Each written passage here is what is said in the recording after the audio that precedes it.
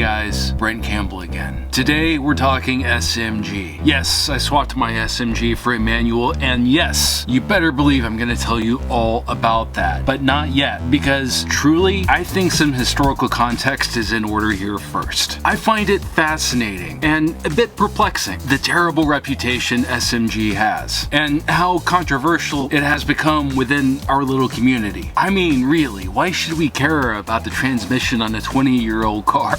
And yet we do. If you go to price an E46 M3 on Haggerty's valuation tool, they actually deduct 25% off your car's value if you have the SMG instead of a manual gearbox. That's crazy! 25% for what was once a pricey option. When buying a new M3 back in the early aughts, the manual came standard and you had to pay $2,400 extra to get it with the SMG. Of the 85,000 E46 M3s sold, about half of the buyers opted for the SMG. Comparing that with today, if a good condition M3 is worth $42,000, that means it affects your car's value by $10,000. There's the expression that we're all standing on the shoulders of giants. Well, in the transmission world, the SMG2, the first such gearbox to come stateside in an M3, is a giant. At the time, the third generation M3 was such a performer that it was regarded as a true competitor to the entry-level Ferrari, the F360, at 3 times the price. And the SMG's gearbox was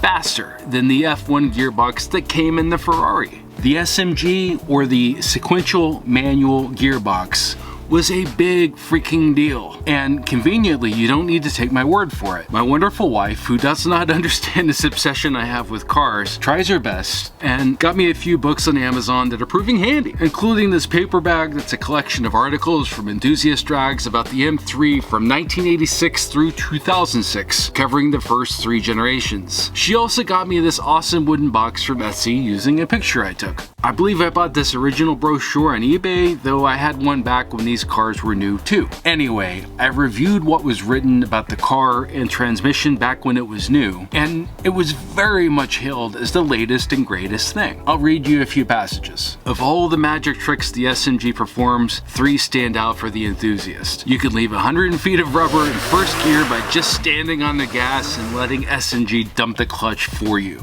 Then you can speed shift up shifts without lifting off the throttle because SMG requires no lift to shift. And when the first turn looms, you can bang down shifts like Juan Pablo Montoya. Each gear change takes an astonishingly short 80 milliseconds to complete. The mechanically sympathetically minded will wince on every shift, but the rest will marvel at the incredible speed at which everything happens. Is it better than the manual? That depends entirely on how much personal satisfaction you gain from making a perfect change yourself. Only the talented few can work the gears as fast as the SMG, and even fewer get it right every time. Hard as it is to believe today, these earlier generation electro-hydraulic manuals helped to get us where we are today with DCTs, which, in my humble opinion, are, while undeniably way faster, less involving. I always see people in this space talk about the mechanical sympathy they have for the extremely rough seeming shifts from SMG. Well, mine lasted over 100,000 miles in 18 years, and it was exciting up until the very end too. Way more exciting, in my opinion, than the instant shifts that DCTs deliver. So next time you're tempted to rag on the SMG, try to keep in mind that progress is incremental, and it was a huge leap forward for its time. Alright, with that said, now I can tell you the story about the SMG to manual swap. That's next. Be sure to subscribe if you haven't. Until then, see you next time. Thanks for watching.